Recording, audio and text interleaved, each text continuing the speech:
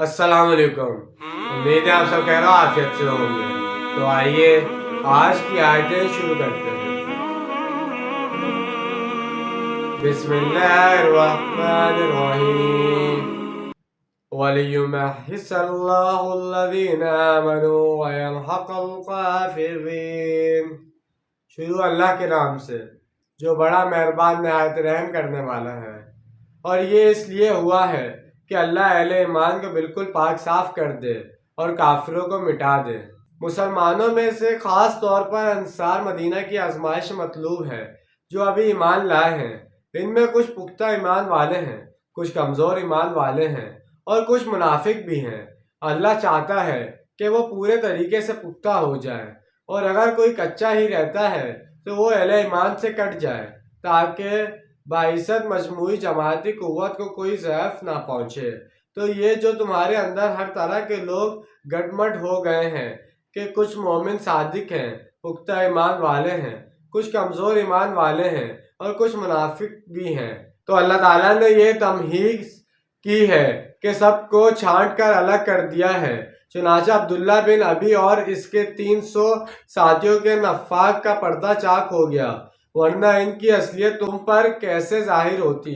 بحث و تمہیز ہم اردو میں بھی استعمال کرتے ہیں۔ بحث کا معنی ہے کریدنا اور تحصیل الگ الگ کرنا۔ ام حسبتم ان تدخلوا الجنة ولما يعلم الله الذين جاهدوا منكم ويعلم الصابرين۔ کیا تم نے سمجھا تھا کہ جنت میں یوں ہی داخل ہو جاؤ گے، حالانکہ ابھی تو اللہ نے دیکھا ہی نہیں ہے تم میں سے کون واقعتاً اللہ کی راہ میں جہاد کرنے والے ہیں اور صبر و استقامت کا مظاہرہ کرنے والے ہیں۔ گویا ابھی عشق کے امتحان اور بھی ہیں، ابھی تو تمہارے لیے اس راستے میں کڑی سے کڑی منزلیں آنے والی ہیں۔ وَلَقَدْ كُنْتُمْ تَمَنَّوْنَ الْمَوْتَ مِنْ قَبْلِ أَنْ تَلْقَوْهُ فَقَدْ رَأَيْتُمُوهُ وَأَنْتُمْ تَنْظُرُونَ۔ اور تم تو موت کی تمنا کر رہے تھے اس سے پہلے کہ اس سے ملاقات ہوتی، سو اب تم نے اسے دیکھ لیا ہے اپنی آنکھوں سے۔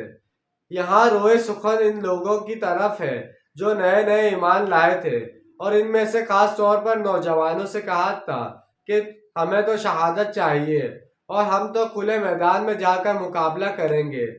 ان کے جذبات پر تھوڑا سا تبصرہ ہو رہا ہے کہ اس وقت تو جوش و قتال اور ذوق شہادت کا اظہار ہو رہا تھا، اب تم نے موت دیکھ لی ہے نا، تو یہ ہے موت جسے انسان اتنی آسانی کے ساتھ قبول نہیں کر سکتا۔ تو جیسے کہ آج ہم نے 3 آیتوں کا ترجمہ اور تفصیل بیان کی ہے۔